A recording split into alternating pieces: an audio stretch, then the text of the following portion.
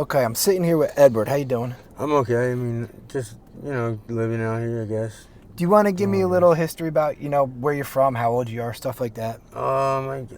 yeah, I'm from South Jersey. I'm 27. Man, I grew up with a big family. I mean, like, there's 8 of us total, but Okay.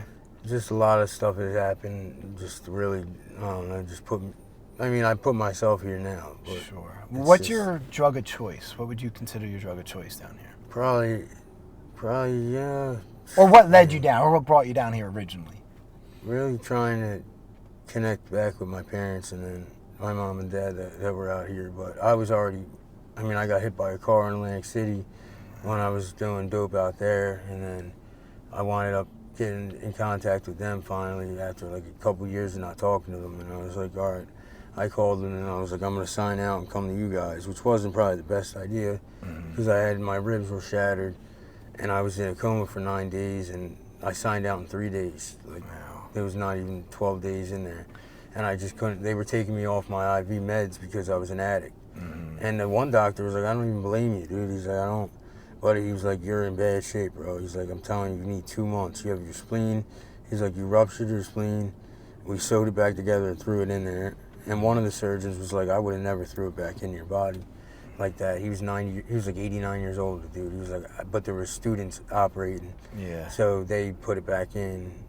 But, I just wound up leaving because I couldn't take that. The pain was horrible, but, and I wanted to get back to my mom and dad. I wanted to go see them. So I came out here.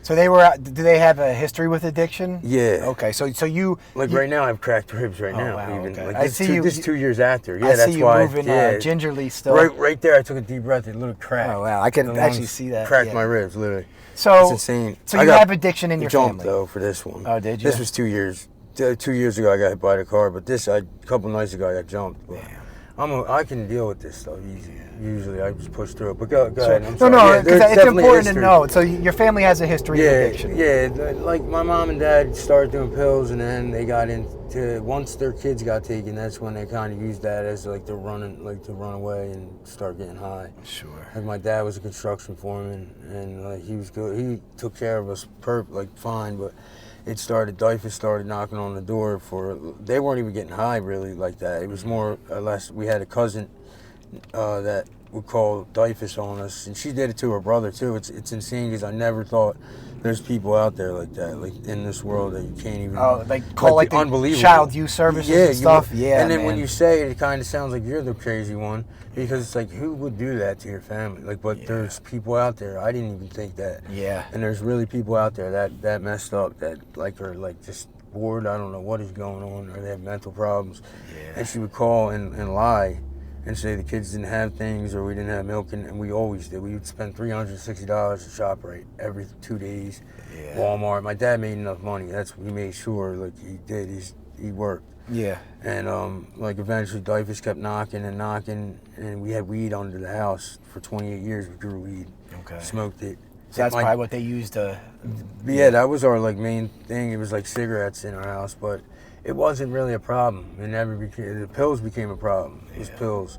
They got into pills, and that was the issue. They were getting clean off them, and then they got clean for a while, and then relapsed on them. It seems like every heroin addict started with a pill prescription. I honestly, did. I'm sure you did too. I just went right to a needle. Oh, really? Straight away. I was 16, and then 17. I was probably a little older than that, but I went. The kids got taken like a week before that, and then I lied because my mom and dad were in the bathroom, and I was like, I know what you guys were doing, but in reality, I didn't even have no clue. I just made it up. I was like, I found something. And I didn't even say what I found, and then they invited me upstairs, and it was like a bunch of drugs I never even knew about. Oh, wow. So the first time you got high was with your family? Yeah. That's I did a shot of powder, and then I didn't do it for months. So my dad was like, livid. He was mad about that. Yeah. He was like, nah, man, you're not doing drugs. Like, no, it's not happening. He's like, and I kind of just wanted to be with them, and the kids getting taken. It was just us in the house, like. Sure. And it was like they were falling apart, and I'm trying to help them, but in reality, I can't really help them. It was hard, and I eventually started doing them, but heavy, because me and my dad would go scrapping, and then it was so cold out. I'm like, I gotta do drugs to stay out here. Like, this shit was crazy. There's good money in scrapping. People don't realize that, man. Yeah, definitely. I kept my addiction going for years because of scrapping. I was always too much of a pussy to steal from stores. Me too. Like, basically, like I'm more or less ashamed. That's what. But I was also.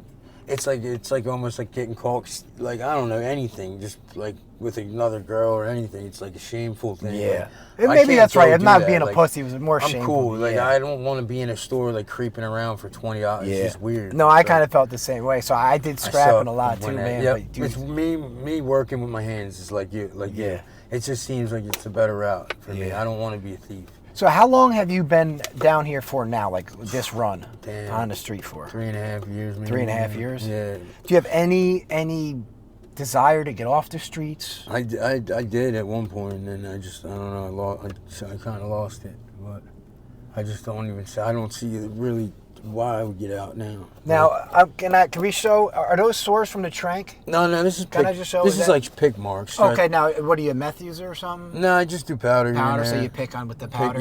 Or just stressing about getting clean, basically. So that's on your arms too? I'll start like squeezing.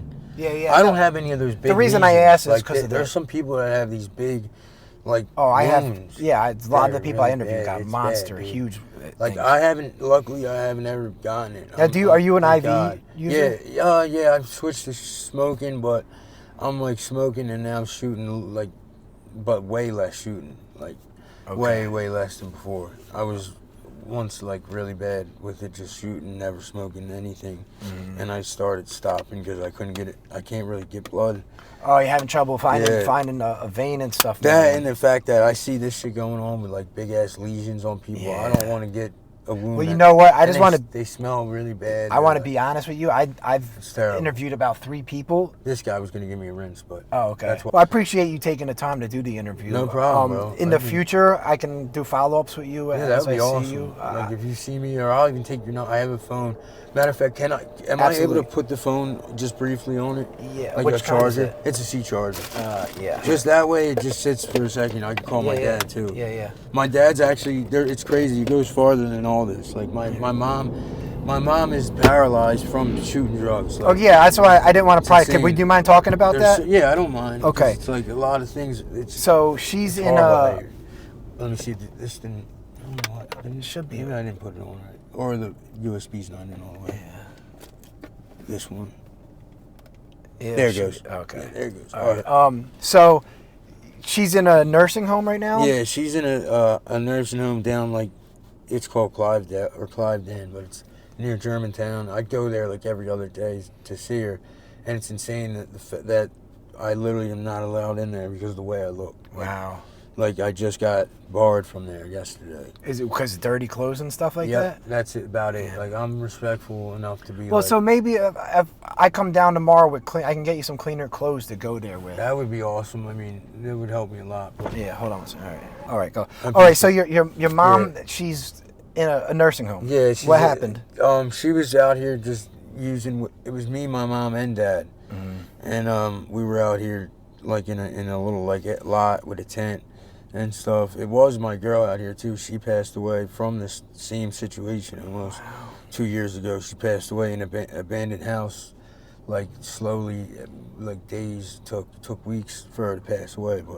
And it was like I watched her pass away. I tried to get her to go. It's probably my fault I didn't get her out of there sooner. I should have dragged her out of there, and I didn't. I literally just let her basically just, keep refusing to go. So what did she have, like a blood infection? She had a blood infection. She was getting those big wounds, those big wounds and shooting up in them. Okay. And I kept telling her, like, you can't keep doing that. Like, and then she eventually was getting weaker. Yeah. She couldn't get up, and I've had a heart infection twice. Endocarditis. I've had it. Yeah, I was 21 in Camden, and then I was 23. And each time I sat in a nursing home in a wheelchair for 8 months. Each time. Oh, wow. Almost got my heart worked on. Like the second time, and for some reason I like literally was healing fast. Like the dude was like, "Oh, he's healing like Wolverine. We're gonna take him off the surgery list for this morning and push it back a week." And I wound up healing from the antibiotics on my own. But I only have 2 heart valves now. like 2 out of 3. So no, people are gonna listen to this and they're gonna say you are absolutely out of your mind crazy. All this stuff happened to you, and you keep getting high. You keep doing it to yourself. And those people don't understand addiction. It's almost like, look, I'm not getting high for the fun of it. I'm getting high because I'm like literally broken. Like, it's like it's hard to go. You can't go back if you don't have everything back. Like, I can't really like live out there. Like, it's different. But it's just like it's mental health issues too. Like, you can't. You're used to this shit, so it's like. So this is what I know. Your mind and body is so used to this, you don't even know if you can live a normal life anymore, huh? Yeah, this is it. But I mean, you should maybe. Hopefully, you try at least. Yeah, I know I should. I'll be honest with you. I was in my circle of friends. I was the one everyone said wouldn't make it. All that shit, and I got lucky. I got here. I know. Please keep trying. I'm glad I see people like that. Like, it gives you a little bit of hope, but it's like, I just know me, and this is like, I'm stuck. Yeah. But I'll be all right though. Regardless, I just gotta get my ass out of here one day, you know. Yeah. It's just a lot of shit. So, here. All right. Thank you, bro. So now you were stressing outside of here because you wanted to go see your mom today. Yeah. That's why you were stressing and wanted to do the interview. Yeah. So, okay, that was basically, that was it. But I seen like a way to make money, so I was like, you know, and a little bit faster, and like, I could do this instead of going to try to boost or try to hit somebody in the neck. Yeah. Like, be a doctor, which is a nightmare. Yeah. But like, honestly, I'm probably better off hitting them than a lot of these people, because I've seen some fucking horror stories, but.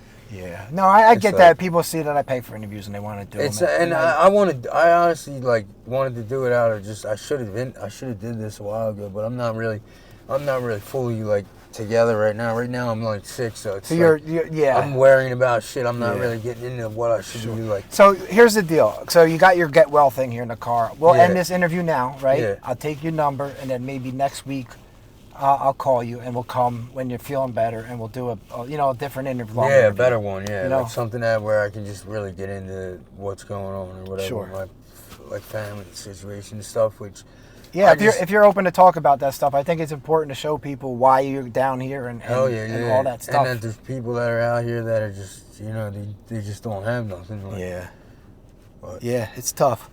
All right, man. I appreciate you taking the time to do this. Dude. All right. Thank you, though. I appreciate you, bro. Absolutely. Anytime, man. It helps because now I gotta go get the bus to my mom, and I at least don't have to like ask. They don't have money like that, but I don't want to ask them for shit. So. Well, I'm really glad you can go see your mom. Thank you, bro. All right, I appreciate you for real. Anytime. Thank you for that. Absolutely. All right. Goodbye.